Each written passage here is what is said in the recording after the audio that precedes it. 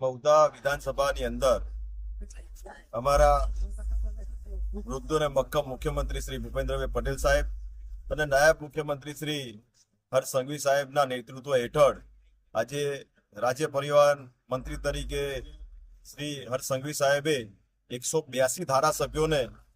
એક બસ જે આપી હતી એની અંદર આજે મહુધાની અંદર એક બસ અમદાવાદથી લીંબડી બસ આજે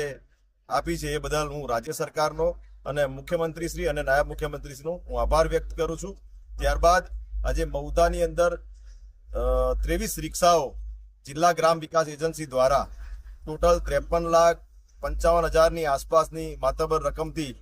ગામે ગામ સ્વચ્છતા અભિયાનનો જે યશસ્વી વડાપ્રધાન નરેન્દ્રભાઈ મોદી સાહેબના નેતૃત્વ હેઠળ અને જે વિઝન છે મોદી સાહેબનું કે આપણું ગુજરાત સ્વચ્છ ગુજરાત,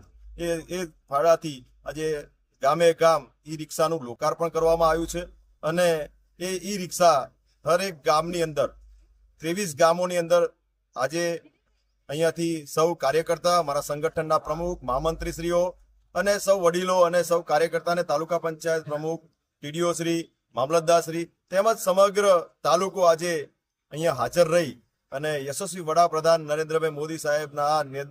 વિકસિત ભારતને જે સંકલ્પ લીધો છે એ સંકલ્પ પૂરો કરવા અમારા મૃદુ અને મક્કમ મુખ્યમંત્રી શ્રી ભૂપેન્દ્રભાઈ પટેલ સાહેબ અને નાયબ મુખ્યમંત્રી શ્રી હર્ષ સંઘવી સાહેબે જે આજે ગુજરાતના વિકાસની વિઝનની જે બનાવી છે એ બદલ એમનો હું ખૂબ ખૂબ આભાર વ્યક્ત કરું છું. આજે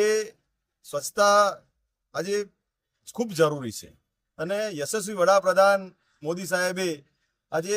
સ્વચ્છતાને ખૂબ ભાર આપ્યો છે. અને હું ગામના અને ગ્રામજનોને, ગ્રામના સરપંચોને હું વિનંતી કરું છું કે આપણું ગામ સ્વચ્છ ગામ બને અને ખૂબ સમૃદ્ધ બને અને આપણું ગામનો વિકાસ થાય, એ આપ સૌને હું મારી લાગણી દર્શાવું છું.